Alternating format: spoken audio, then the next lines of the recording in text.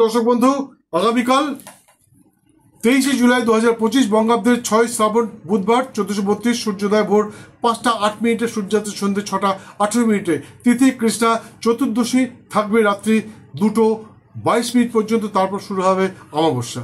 আগামীকাল যে সমস্ত শিশু সন্তানের জন্ম হবে তাদের হবে মিথুন রাশি, শূদ্র বর্ণ, আদ্রা নক্ষত্র, নরগড়, ধর্মীয় জনি এবং বিংশতির মধ্যে তাদের জন্ম হবে রাহুর মহাদশায়। কিন্তু আগামীকাল বিকেল 5টা 55 মিনিটের পর যে সমস্ত শিশু সন্তানের জন্ম হবে তাদের হবে মিথুন রাশি, শুদ্ধ বর্ণ, কিন্তু তাদের হবে পূর্ণবসু নক্ষত্র, দেবগণ, মার্জার জনি এবং বিংশতির মধ্যে তাদের জন্ম হবে বৃহস্পতির মহাদশায়। এদের নামের অধ্যক্ষর ক, ছ, ম অথবা উমতি রাখলে শিশুটি ভবিষ্যতে সৌভাগ্যবান তথা বংশের নাম উজ্জ্বলকারী হতে পারে। বন্ধু, আমি লক্ষ্য করেছি, আমি অনুসন্ধান করে বারবারই লক্ষ্য করেছি, পৃথিবীর প্রতিটি মানুষ, সুবুদ্ধি সম্পন্ন প্রতিটি মানুষ চায় তার সন্তান সৌভাগ্যবান, আজ্ঞাকারী এবং বংশের নাম উজ্জ্বলকারী হোক। এর জন্য আমাদের দরকার কি? এর জন্য দরকার ভ্রূণের জন্মের সময়টা নির্ধারণ করা, অর্থাৎ ওয়াইফ হাজবেন্ডের যে মিলনের সময়টা, সেইটা যেন সঠিক হয়। সেই সময়টার উপরেই কিন্তু মানুষের ভাগ্য নির্ধারণ করে। আজকে আমরা বলি এই লোকটা ভাগ্য দুর্ভাগা, এই সেই হ্যান ত্যান নানা রকম আমরা বলে থাকি। এটার জন্য কে দায়ী? দায়ী হচ্ছে তার বাবা মা।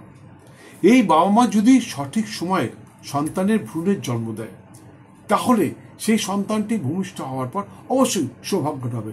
কিন্তু আরেকটা কথা মাথায় রাখতে হবে, বর্তমানে আমরা যারা শিশু সন্তানের বাবা মা হচ্ছি বা হতে যাচ্ছি, আমরা কি করি? আমরা প্ল্যানিং সিজার, অর্থাৎ বেবিটাকে সিজার করে আমরা প্রসব করাই। আর সেটা আমরা কি করি? কোনো জ্যোতিষশাস্ত্রজ্ঞের কাছে যাই, যে তার কাছ থেকে পরামর্শ নেই। তিনি বলে দেন যে এই সময় সন্তানের জন্ম হলে সেই সন্তানটি সৌভাগ্যবান হবে। কিন্তু বন্ধু, আপনার জন্মের সময় তারিখ না নিয়ে, আপনার ভাগ্য বিচার না করে, আপনার রাশিচক্রের বিচার না করে সে কিন্তু বলতে পারে না। আপনার হাত, পা, মুখ ইত্যাদি দেখে কেউ বলতে পারে না। এগুলো অঙ্কের ব্যাপার, এগুলো অঙ্কশাস্ত্রের ব্যাপার। তাই আবার বলছি বন্ধু, যারা শিশু সন্তানের জন্ম দেবেন, সদ্যজাত বিবাহিত, তারা কিন্তু অবশ্যই কোনো বিশিষ্ট জ্যোতিষশাস্ত্রজ্ঞের সাথে যোগাযোগ করুন। আর কখন সন্তানটি প্রসব করলে, অর্থাৎ সিজার হলে সে সৌভাগ্যবান তথা বংশের নাম উজ্জ্বলকারী হবে, সেটা জানবার জন্য কোনো বিদগ্ধ জ্যোতিষশাস্ত্রজ্ঞের কাছে যোগাযোগ করুন।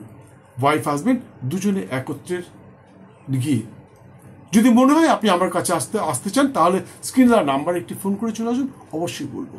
সুস্থ থাকুন, ভালো থাকুন, দিনটা আপনাদের খুব ভালো যায়। জয় মা।